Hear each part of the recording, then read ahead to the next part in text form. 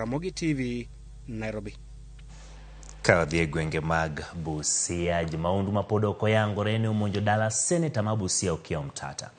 Gwenge mag Kwangamor, Teso South County Busia kagimanyo seneta no. Jomahundu go ne otimo monjo no saa 8 mar otieno. Matich adek kendo sando yuore kagidwaro ng'eyo kuma seneta no ne nitiere.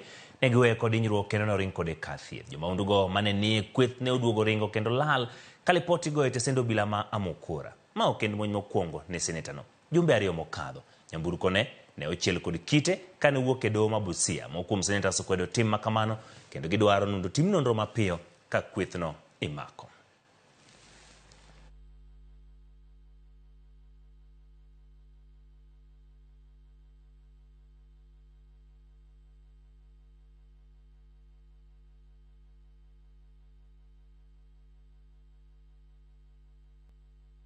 Preceded by another incident where some armed goons stoned his vehicle that was leaving Busia Law Courts just a few days ago.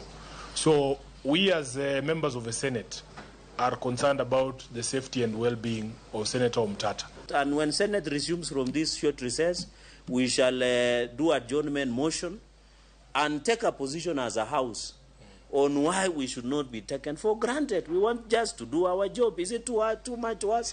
We therefore call upon the DCI, the Kenya Police, everybody including the NIS to actually do their job and investigate these cases and report to us on what's happening and ensure that Seneta Omtatah has been provided with full security within his home and his relatives are not intimidated because of the work that he's doing. Ni pole sana kwa seneta wangu, hiyo maneno ambayo tumesikia na tayari nimesha sema kwamba kitendo kama hicho sisi tunalaani na tunasema wale ambao wanahusika, wana usalama waweze kuchunguza kujua haswa ni nini litendeka.